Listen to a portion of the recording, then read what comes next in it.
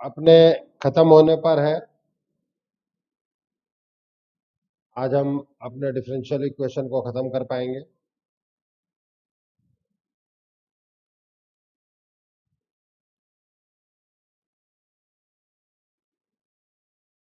कल मैंने ये एप्लीकेशन ऑफ माइंड कराया था, इसमें किसी को कोई डाउट है? जहां तक कराया था वहां तक में कोई डाउट है? बात समझ में आ रही थी कि नहीं आ रही थी? मेन चीज ये है कि कई चीजों को क्लब, यहां समझना क्या है एक्चुअली, कि कैसे हम किसी चीज को क्लब करके देख सकते हैं। और एक सबसे बड़ी चीज ये है कि आंसर पूरा का पूरा सपोर्ट करेगा। ठीक है भाई, अगर मैं अपने ऑप्शन को डिफरेंशिएट कर दूं, I will get the differential equation. Yes or no? ठीक है, तो वो चीजें हम वर्कआउट कर सकते हैं कि अगर हमारे पास डिफरेंशियल इक्वेशन फॉर्मेट में ही आ जाए तो मजे आ जाएंगे। ठीक है, मतलब हमें आंसर भी देखना आना चाहिए। अब अगर मैं यहां पर बात करता हूं, प्लीज, जिन क्वेश्चंस के बारे में हम बात कर रहे थे, आज हम क्वेश्चन से ही शुरुआत करेंगे। ध्यान देना, इस क्वेश्चन में ये था, यहां पर पर्टिकुलरली, कि हमने ये देखा था कि डिनोमिनेटर में अगर हमारे पास कोई चीज है जैसे x square plus Y square, तो वहां से हमने, गुड मॉर्निंग सौमित्र, तो वहां से हमने एक्स स्क्वायर को कॉमन निकाल लिया था और इस पर्टिकुलर फॉर्मेट में, और हमने d of y by x बना दिया। अब इसी क्वेश्चन में एक चेंज ले रहा हूं मैं।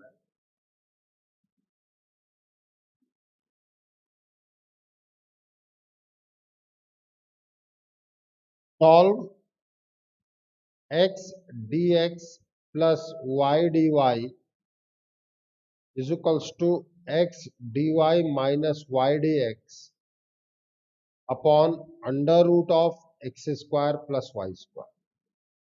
अब बेटा, आप यहां से एक्स कॉमन लेना भी चाहोगे तो नहीं ले पाओगे। ठीक है, ध्यान देना, मैं कई चीजें बता रहा हूं कि अगर आप यहां से एक्स कॉमन लेना चाहोगे तो ले तो लोगे, लेकिन वो आपका कुछ बनाएगा ही नहीं। अब गाड़ी यहां अटक जाएगी।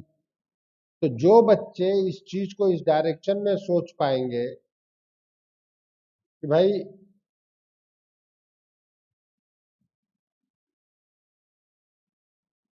X d x plus y d y upon एक अंडर रूट यहां पे ले आओ,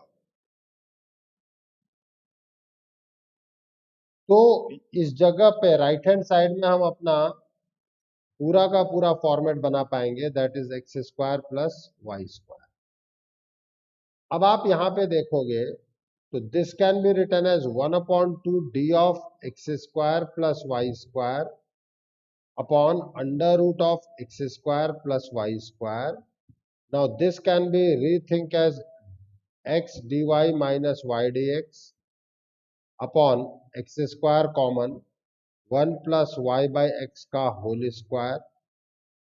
okay, and you will think about it कि ये as a d of y by x common कर जाएगा, 1/2 D of x square plus Y square upon under root of x square plus Y square is equals to d of y by x upon 1 plus Y by x का whole square. अब यहां मैं next page पे ले रहा हूं। देखो बेटा, ये सब क्वेश्चन जब तक आप 2-3 बार खुद हाथ से नहीं निकालोगे कभी भी पकड़ में नहीं आएंगे। देखने में, चूंकि मैं करा रहा हूं, देखने में लगेगा हाँ अरे सर ये तो आसान है। ये इतना आसान नहीं है, ये मैं आपको पहले बता दे रहा हूं, क्योंकि यहाँ सोचने में ही स्थिति हो जाती है कि यार ये कैसे प्रोसीड किया जाए, और वो थॉट प्रोसेस काफी इंपॉर्टेंट होता है। Good morning अरियंत। गुड मॉर्निंग बेटा। So now we can think about it.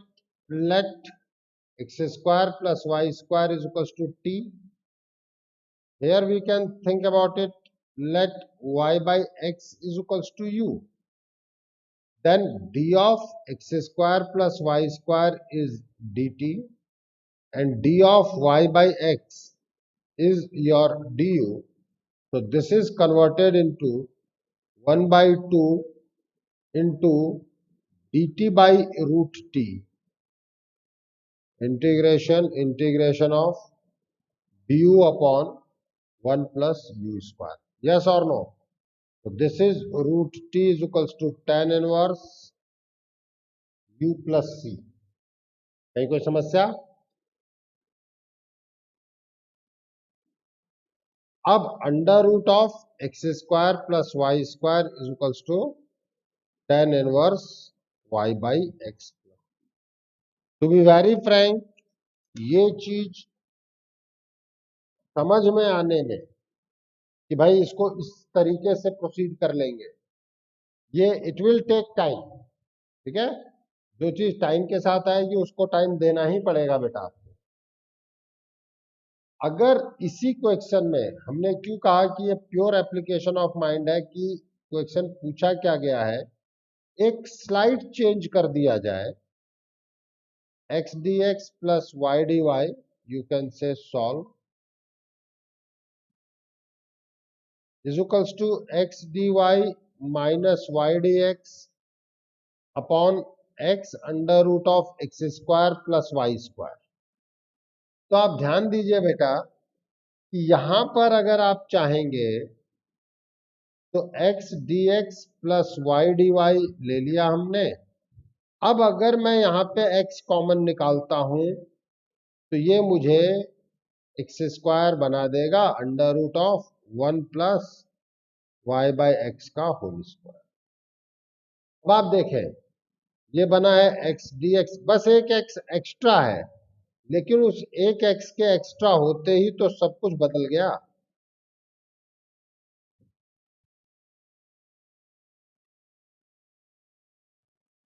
हाँ या ना? बदल गया। अब आप यहां सोच सकते हो इसको u मान करके मैं डायरेक्टली भी लिख सकता हूं, इंटीग्रेट कर दो।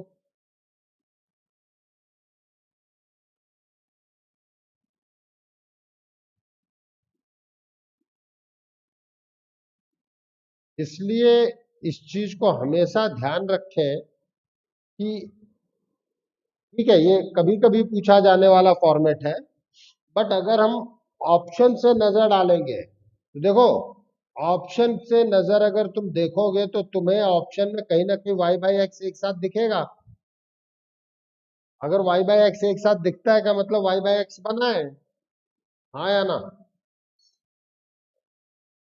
तो कुछ बोलो तो सही प्लीज। एक नेक्स्ट क्वेश्चन मैं करा रहा हूं।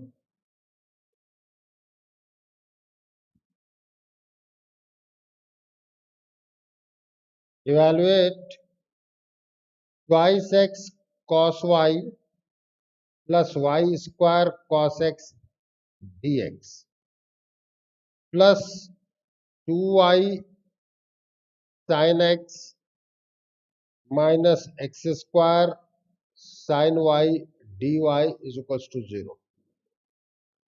प्लीज इस क्वेश्चन की ब्यूटी देखना।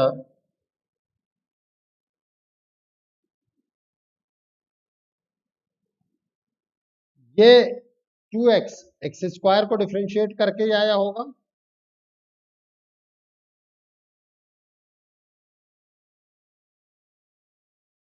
अरे बाकी लोग, अरियन सौमित्र का आ गया। कॉस वाई का डिफरेंशिएशन क्या होगा? कॉस वाई का डिफरेंशिएशन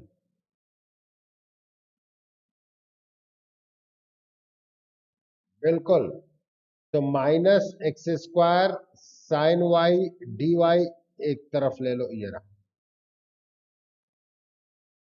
देखो चीजों को रीअरेंज करना दिखा रहा हूं। अब ये क्वेश्चन है, अगर हम रीअरेंज करना सीख गए तो सॉल्व हो जाएगा।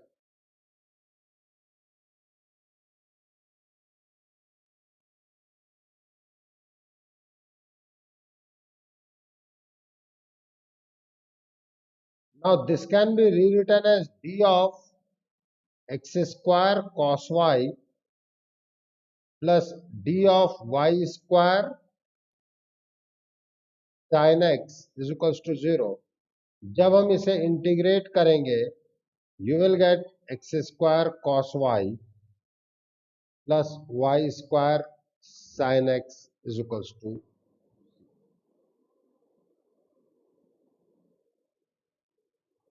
ओके। अब ये तो कुछ एप्लीकेशन ऑफ माइंड था। मैंने आप लोगों को एक दो चीजें और बताई थी। एक टर्म हमने पढ़ा था टेंजेंट नॉर्मल में, वो टर्म है ऑर्थोगोनल कर्व। क्या होते थे ऑर्थोगोनल कर्व अर्यंत?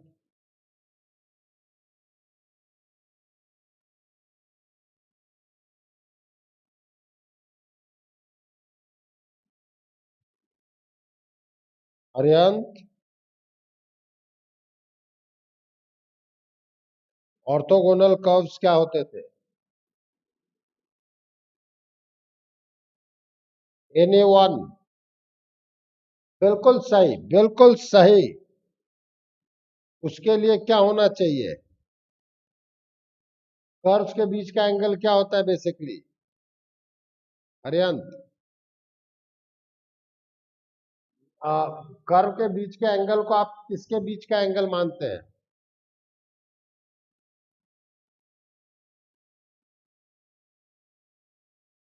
विघ्नेश,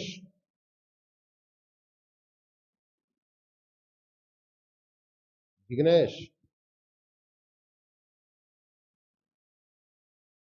बिल्कुल। पॉइंट ऑफ इंटरसेक्शन पे जो एंगल टेंजेंट्स के बीच होता है वही एंगल कर्व्स के बीच होता है। तो अगर हम ये कहते हैं कि कर्व ऑर्थोगोनल है, इसका मतलब कौन ऑर्थोगोनल है? टेंजेंट्स ऑर्थोगोनल है। Very good.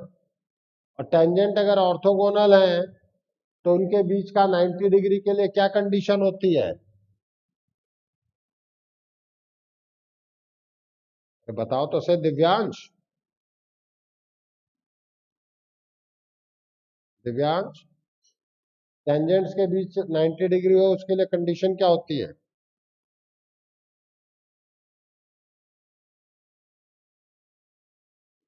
ना ना, वो तो आप वैसे बात कर रहे हो सर्किल में। ईशान,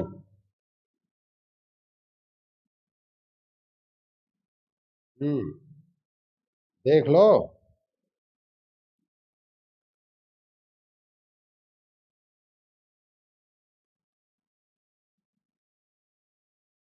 मैं ये कह रहा हूं बेटा, दो लाइंस के बीच का एंगल 90 डिग्री हो उसके लिए कंडीशन क्या होती है?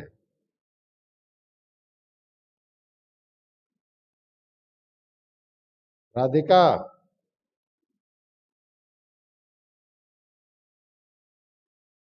बिल्कुल। और स्लोप डिफरेंशिएशन द्वारा कौन रिप्रेजेंट करता है? दोनों के डीवाई और डीएक्स का प्रोडक्ट -1 होना चाहिए। बिल्कुल, इसीलिए हम कहते हैं find the differential equation of the given system of curves. एक चीज याद रखना होगा, in differential equation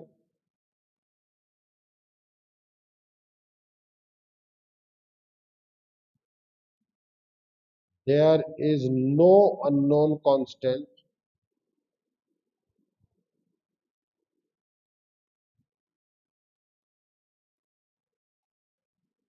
second point है मेरे पास, replace.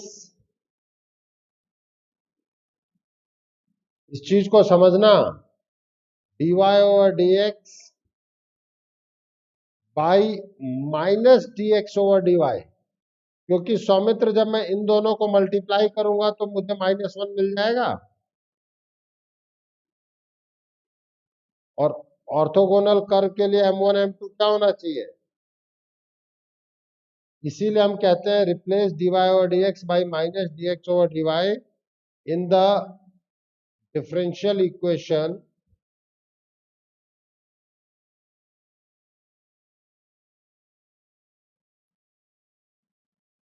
obtained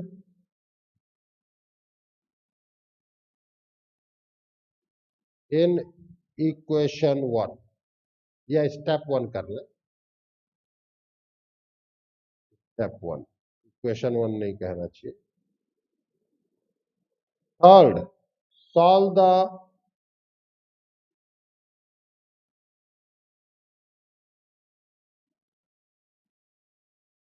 differential equation obtained after step,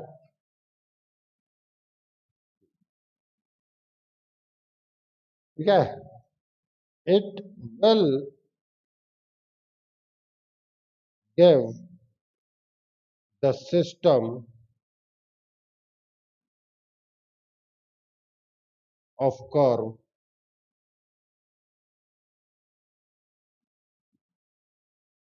which are orthogonal to given system। ये हमारे स्टेप्स हैं। क्वेश्चन बहुत ही आसान होता है बेटा, ठीक है, क्वेश्चन बहुत ही आसान होता है, चिंता मत करना।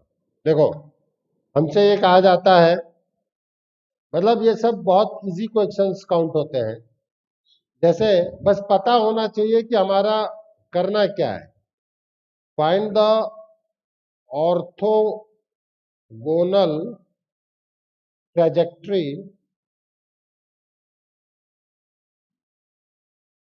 oblique curves of curves y square is equals to 4। यह आपको दे रखा है, इसका ऑर्थोगोनल निकालना है, ठीक है। तो भैया पहला स्टेप क्या है, देखो, first step find the differential equation of given system of curves. तो भैया इसकी डिफरेंशियल इक्वेशन बनाओ।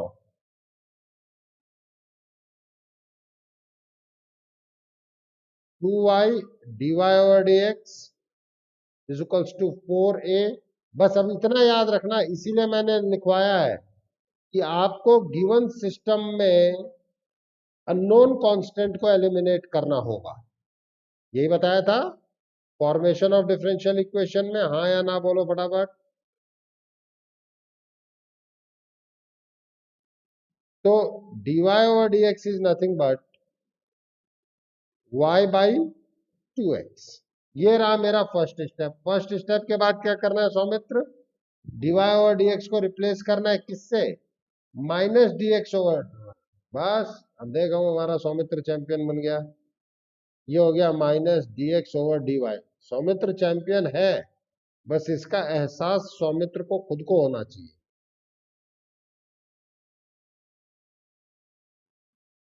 बस अब यहां से हम इधर ले जाते हैं। अब मुझे इसे सॉल्व करना है ना, यही तो कहा था third step.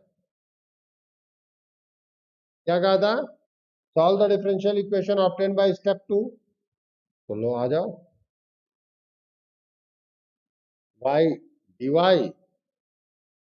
Plus twice x dx is equal to 0।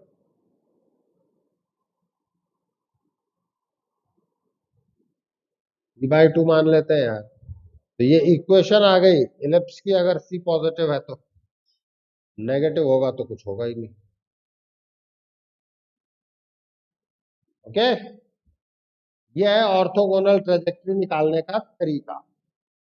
अब इसके बाद बेटा कुछ एक क्वेश्चन ज्योमेट्रिकली होते हैं यहां पर, ठीक है, वो क्या है उसके बारे में भी हम बात कर लेते हैं। जो कि टेंजेंट नॉर्मल में मैंने आपसे कहा था ना कि एक पैटर्न ऑफ क्वेश्चन मैं आपको बाद में कराऊंगा, डिफरेंशियल इक्वेशन में कहा था, याद है Jignesh?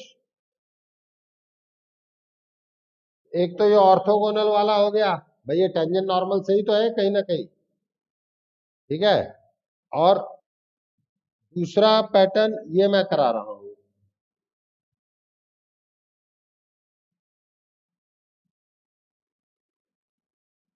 Late P be the curve such that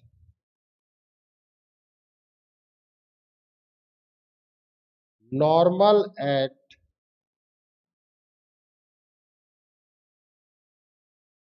any point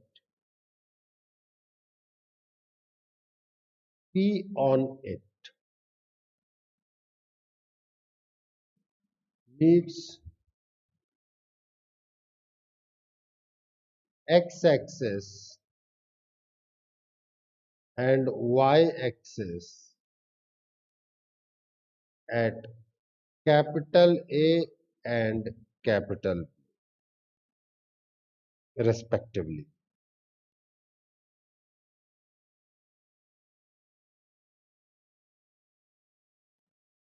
If BP is to PA is equals to 1 is to 2 internally,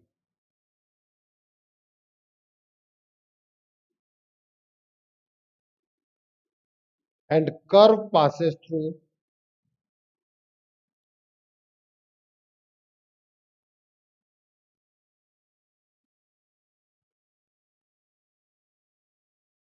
point 0,4,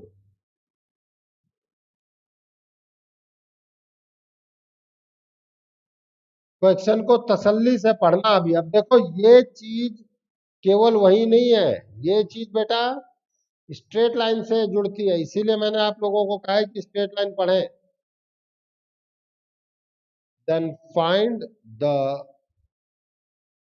equation of curve.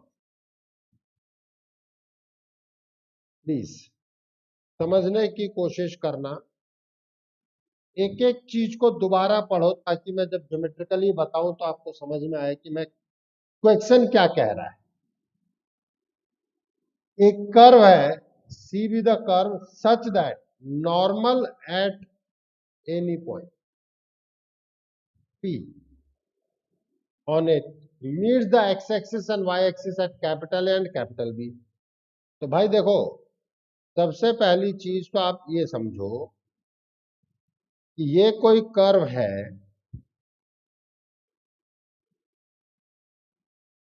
जिसके किसी भी पॉइंट P पे हम नॉर्मल ड्रॉ कर रहे हैं,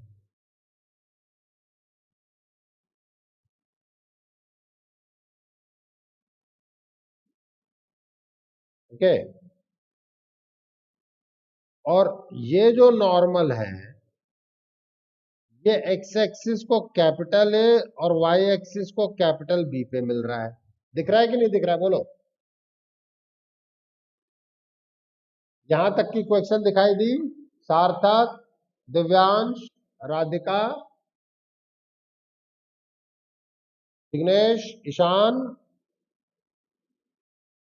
अरिहंत, सौमित्र, यथार्थ, यश भाई, विमांशु, विमांशु तो मत जाना। बीपी इस टू पीए, ये 1:2 है, यही कहा गया है। अरे बोलो तो सही। अब ये फिगर समझ में आया कि नहीं आया? अब इसको मैं रिकंस्ट्रक्ट करता हूं नेक्स्ट पेज पे, जिससे कि हम वापस से चीजों को देख पाएंगे, मुझे वहां पे जरूरत पड़ेगी।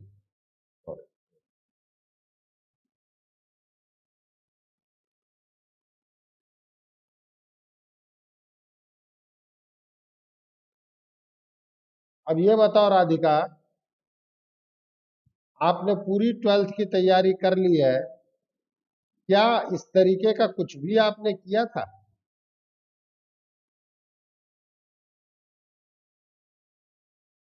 राधिका, इस तरीके का कुछ भी क्वेश्चन वक्शन आपने किया था?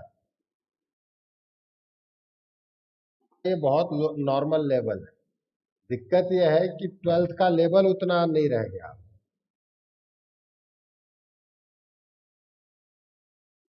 कहना चाह रहा हूं, इसमें इसमें आपकी कोई गलती है ही नहीं। मैं अप्रोच की गलती बताना चाह रहा हूं बेटा। देखो, मैं बच्चे की गलती कैसे मान लो यार, जब सिस्टम ही नहीं कह रहा है कि आप सीखो। समझ रहे हो? आप थोड़ा सा सिलेबस, और बेटा आज भी अगर आप लोगों ने पेपर पढ़ोगे तो आपको दिखेगा कि ये क्लियर कट आया हुआ है कि एडवांस का पेपर लेंदी है, मैथ्स का। मैथ्स और फिजिक्स टफ आई है। ठीक है? तो अब वो नॉर्मल बच्चा कैसे कर लेगा उसे भाई, क्योंकि उसकी हैबिट ही नहीं है ना। प्रॉब्लम बच्चे में नहीं है, प्रॉब्लम सिस्टम में है। आप उसकी प्रैक्टिस तो करवाओ। कुछ कह रहे थे जिग्नेश? हाँ, मैं वापस से एक बार बना ही रहा हूं ना, चिंता क्यों कर रहा हूं। देखो, ये रहा क्वेश्चन। बिना इसके ग्राफ को बनाया तो मैं कर ही नहीं सकता। E be the curve such that normal at any point P on it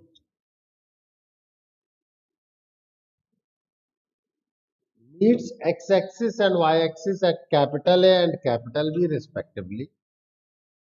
If BP is to PA is 1 is to 2 internally. Once again, curve ध्यान दें, कर्व कुछ मान लेते हैं ऐसा है, कुछ भी हो सकता है कर्व, अभी मैंने शुरुआत में केवल माना है। ये है मेरा नॉर्मल,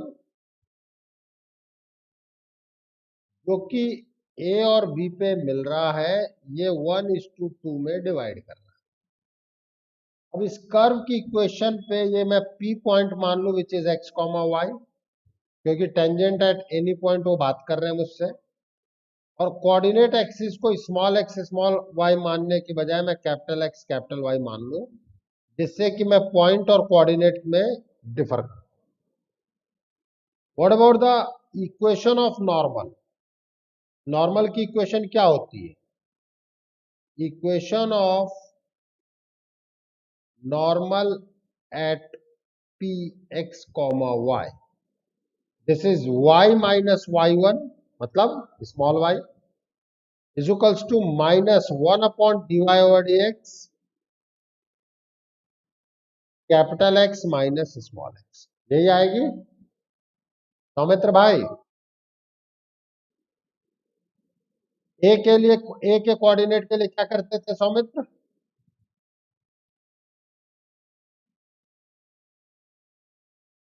ए के लिए, ए के लिए, ए के लिए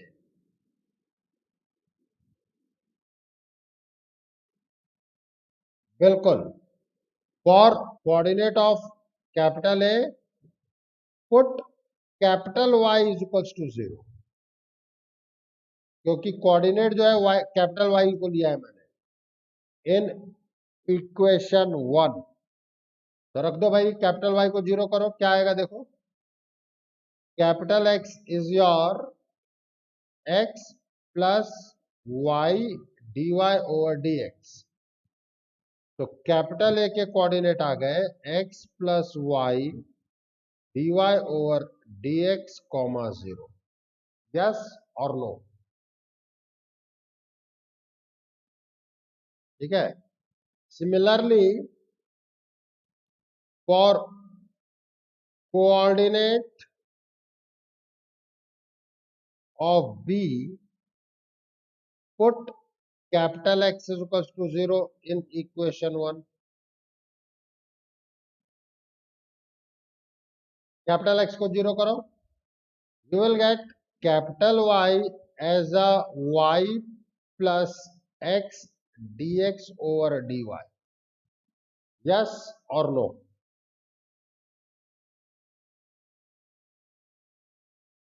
इसका मतलब अब मैं ये कह सकता हूं ये जो a है और ये जो b है, ये रहा a, ये रहा b. a is your x plus y dy over dx, comma 0. p जो है उसको 2:1 में डिवाइड करेगा, which is x comma y. And capital B is your 0 comma y plus x dx over dy. मैं section formula लगा सकता हूं. अब x कोऑर्डिनेट के लिए सेक्शन फॉर्मूला लगाओ. x is equals to 2 into 0 plus 1 into x plus, भाई ऐसे ही करते थे, सेक्शन फॉर्मूला याद करो. देखो इसीलिए मैंने पहले ही चिल्ला चिल्ला के कह रहा हूं कि कोऑर्डिनेट वाली जो मेरी सीरीज दी है मैंने, उसको पढ़ लो. 1 into x plus y dy over dx upon 2 plus 1. और इसने बनाया डिफरेंशियल इक्वेशन.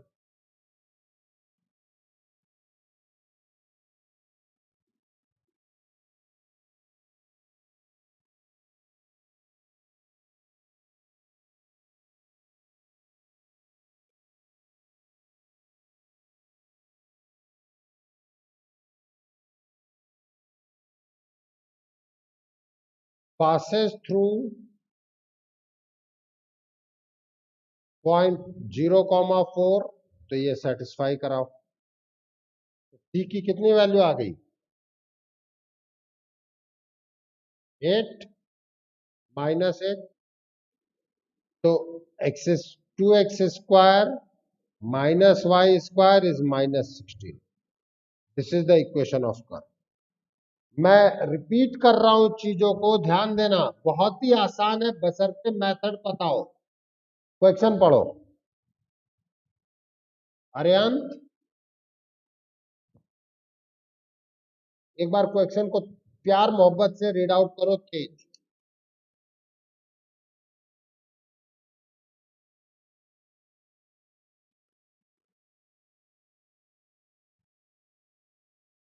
बस.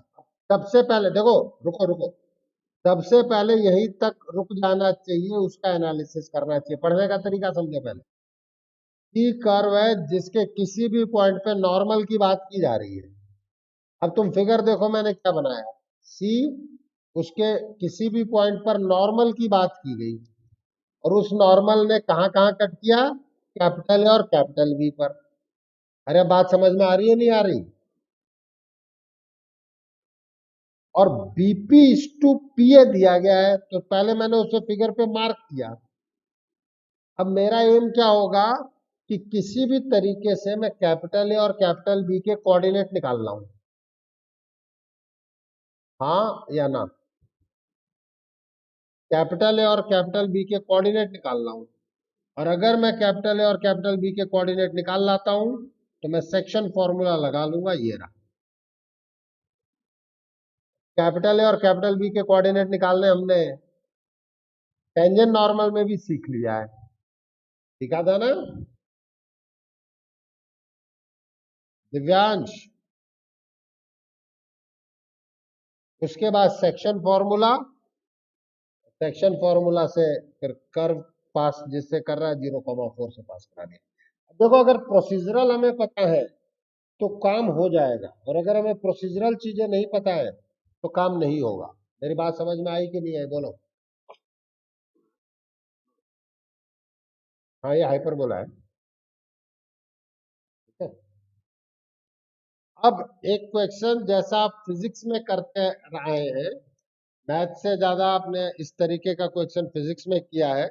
देखो फिजिक्स में भी आपकी रेडियो एक्टिविटी और ये सब, अगर आप न्यूटन्स वो पढ़े लॉ ऑफ कूलिंग, तो वो सब कुछ उसमें जो कुछ बन रहा है वो आपका डिफरेंशियल इक्वेशन ही तो है। आप सब कुछ देखो, वो हर चीज डिफरेंशियल इक्वेशन है। A culture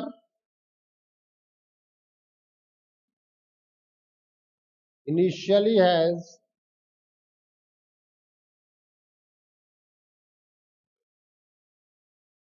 n naught number of bacteria.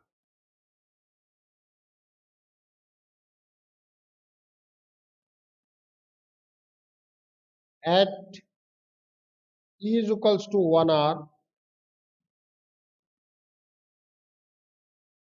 the number of bacteria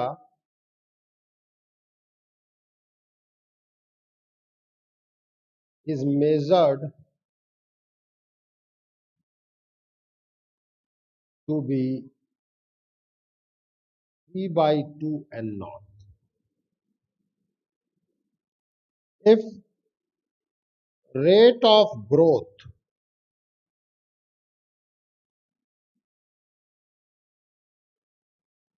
is proportional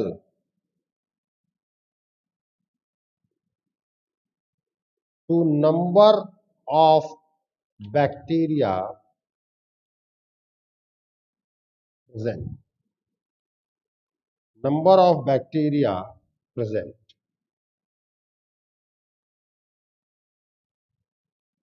Determine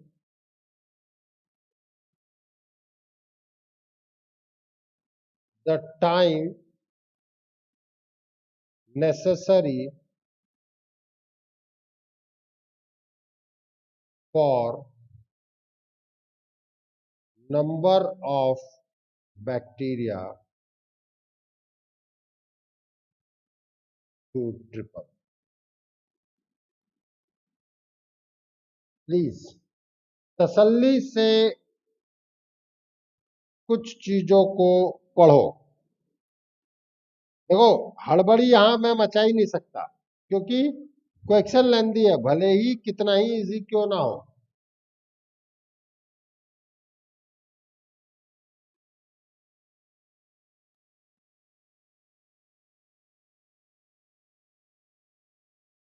पढ़ो दिव्यांश, थोड़ा सा तेज पढ़ो, धीरे धीरे और तेज, जिससे कि मैं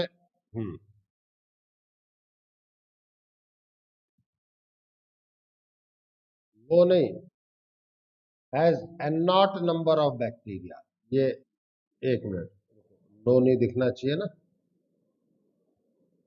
दिक्कत हो जाएगी। एन नॉट, अब एन नॉट दिखा? हाँ, आगे बोलो।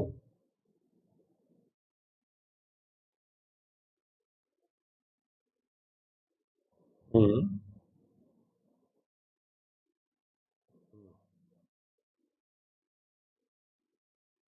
प्लीज ध्यान देना,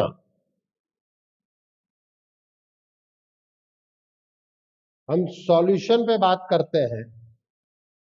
a culture initially has an not number of bacteria, मतलब when t is equals to 0, n is equals to n naught, where n is number of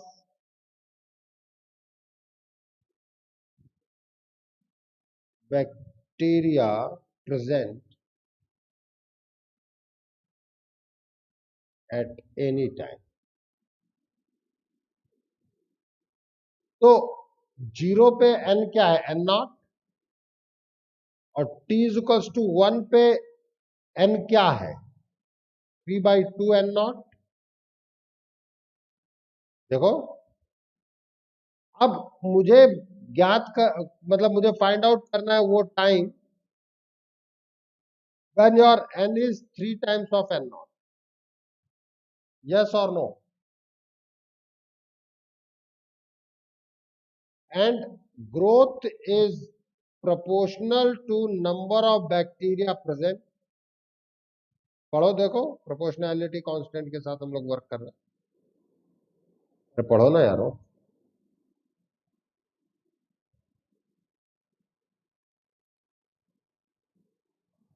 ये बात समझ में आई कि नहीं आई सौमित्र?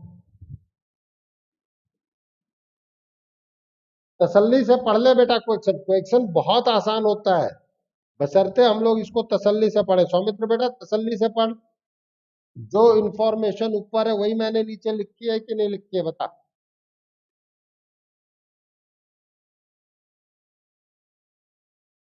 वही लिखी ना? तो अब प्रोपोर्शनैलिटी मतलब ये प्रोपोर्शनैलिटी साइन हटाने के लिए एक प्रोपोर्शनैलिटी कांस्टेंट भी अपन लगाते हैं शायद, पढ़ा ना अपन ने? अब मेरी डिफरेंशियल इक्वेशन बन गई dn over dt is kn। Now dn over n is k times of dt। अब मैं इसको इंटीग्रेट कर लूं तो n not to n any time 0 to t, तो मेरे पास आ जाएगा ln of n n not to n is equals to k t 0 to t, yes or no?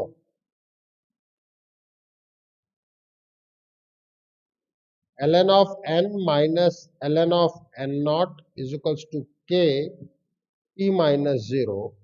So this can be written as ln of n upon n naught is equals to kt. So we will have, अब मुझे k की value निकालनी है, okay. When t is equals to 1, n naught is 3 by n is 3 by 2 n naught.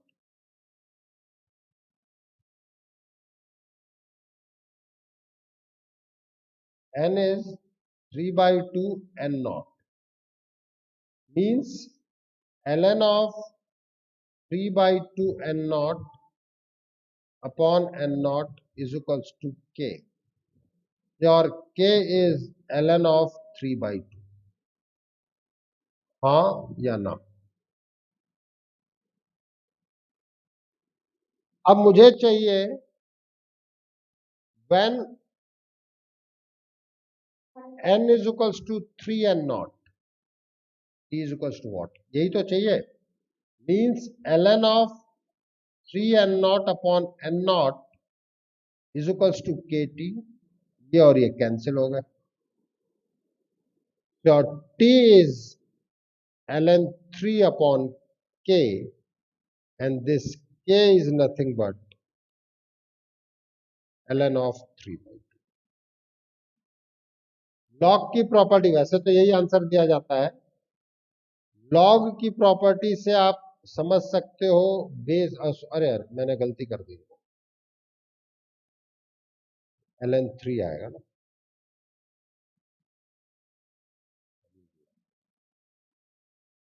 With the help of the property of log, is it clear? Answer ये भी दे सकते हैं, answer ये भी दे सकते हैं, ओके। कोई दिक्कत किसी को?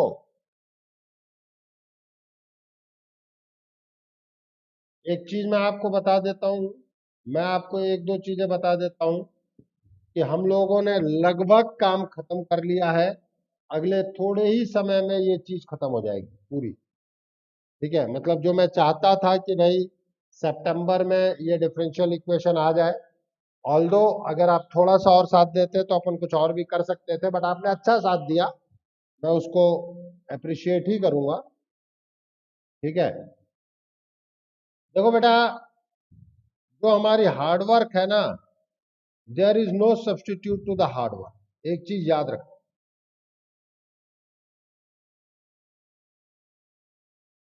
हम इन जनरली कई बार P लिखेंगे, जो P basically dy over dx होगा, ठीक है, इन डिफरेंशियल इक्वेशन, हाँ।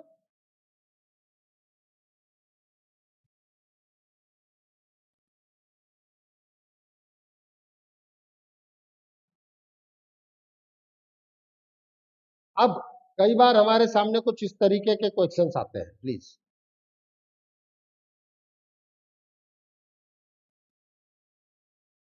if p is equals to dy over dx, then solve differential equation.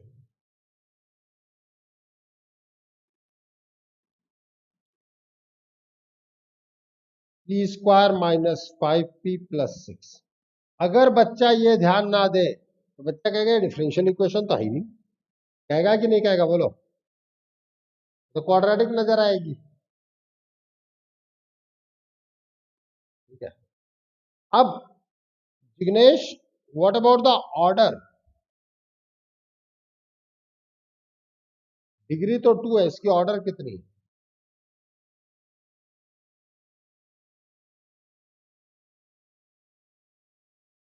अरे यो समझ लो ना, ऑर्डर कितनी है बताओ भाई।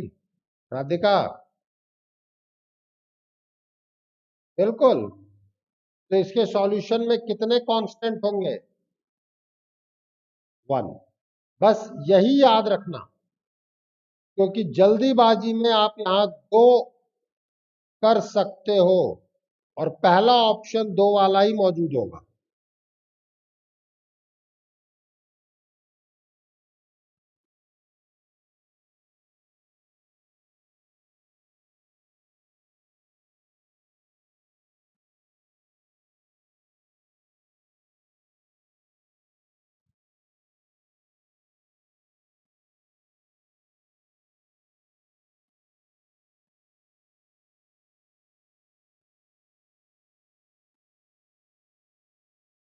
देखो, यहां पे 2 आंसर्स आ रहे होंगे और दोनों में आपको कांस्टेंट ऑफ इंटीग्रेशन सेम रखना पड़ेगा।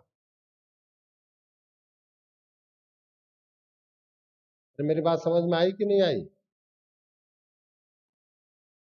Solution of given equation will be, देखो, आप में से कोई कहेगा सर ऐसा क्यों? तो भाई जितने अननोन कांस्टेंट होंगे उतने ऑर्डर की डिफरेंशियल इक्वेशन होनी चाहिए। तो अगर आपने 2 अलग अलग कांस्टेंट कर दिए यहां, तो ऑर्डर बदल दोगे बेटा। अरियंत, मेरी बात समझ पा रहे हो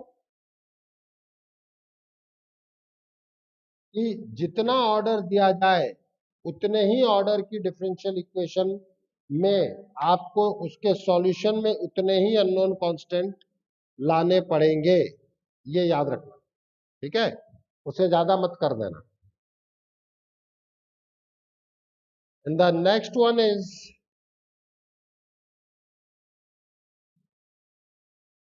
सॉल्व।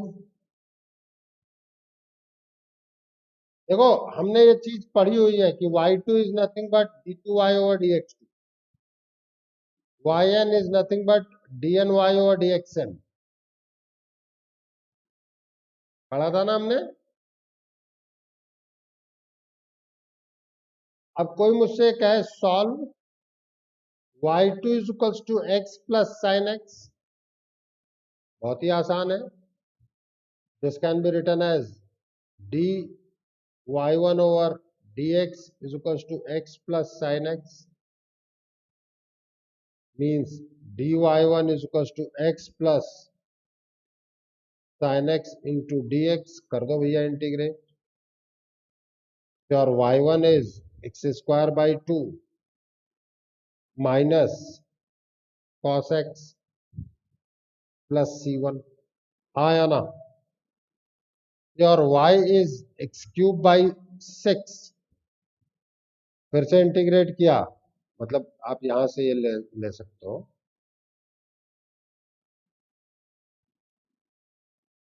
मैंने एक स्टेप जल्दी कर दिया।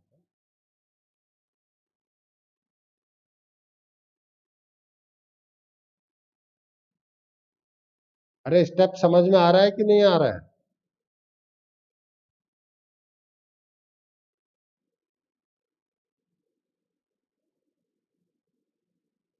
यश, मुझे ये था कहीं सो तो नहीं गया।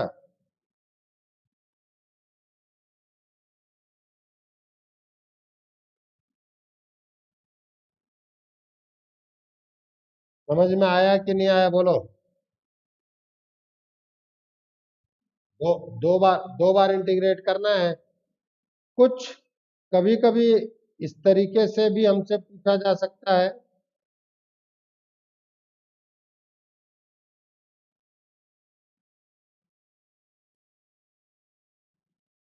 Solve this. देखो y3 का मतलब, देखो हम यहां ये कह सकते हैं y3 by y2 is equals to y2 by y1 लिख सकता हूं। This can be considered as d of y2 upon y2 is equals to d of y1 upon y1। हाँ या ना? y2 can be written as this, unknown के respect में differentiate हुआ है। और लिख सकता हूं नहीं लिख सकता हूं बोलो? देखो ये बहुत स्टैंडर्ड क्वेश्चन करा रहा हूं, मैंने पहले भी कहा है कि मैं जब नॉर्मल वे में थ्योरी प्रोसीड करता हूं ना बेटा, तो मैं स्टैंडर्ड क्वेश्चन को ही फोकस करना ज्यादा प्रेफर करता हूं। इसलिए अगर पेपर गलती से भी स्टैंडर्ड पे रह गया तो बच्चों को किया कराया जैसा ही मिल जाता है।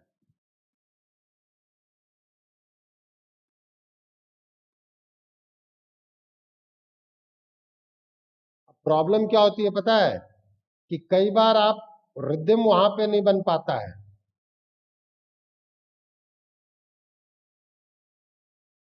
This is dy1 over dx।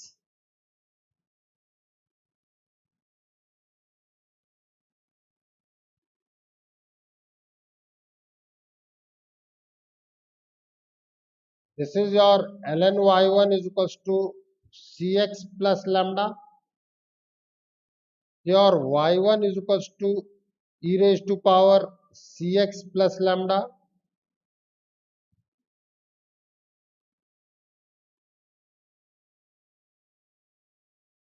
So your dy over dx is nothing but a e raised to power cx. So dy is equals to a e raised to power cx into dx. Integrate कर दो तो y is equals to a e raised to power cx by c plus lambda। हाँ या ना? अब आप इसको b मान सकते हो।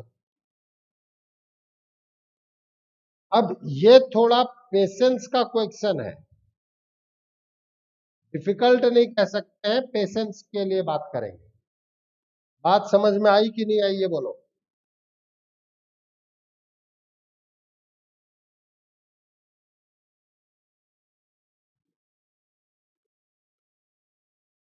अब एक चीज जो एज सच डायरेक्टली आपके सिलेबस में नहीं है, एक लाइन की चीज है, वो मैं बता दे रहा हूं और उसके बाद हमारा डिफरेंशियल इक्वेशन खत्म हो गया। Clairaut's form,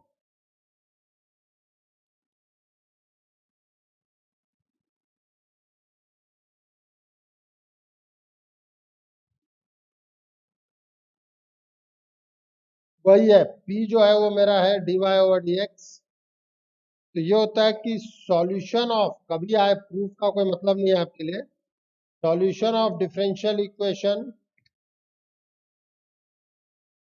y is equals to xp plus function of p, then solution is y is equals to p को c से रिप्लेस कर दो, बस और कुछ नहीं करना है आपको। जैसे कोई मुझसे कहे एग्जाम्पल के रूप में,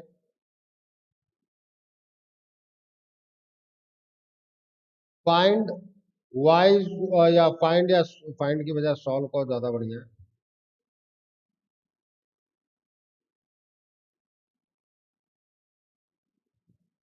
y is equals to x dy over dx plus 1 plus dy over dx whole square. तो हम कह देंगे भाई कुछ नहीं, ये p है। Solution is y is equals to cx plus 1 plus c। ठीक है? dy over dx की जगह केवल c से रिप्लेस कर दो। अगर आप में कोई ये जानना चाहता है कि आया कैसे है तो मैं बता दे रहा हूं, एक दो लाइन का प्रूफ है, वो भी देख लो। y is equals to xp plus f of p, differentiate with respect to x. So dy over dx is equals to 1 into p plus x into dp over dx plus f dash p into dp over dx। भाई ये और ये तो cancel हो गए क्योंकि dy over dx को ही हमने p कहा है।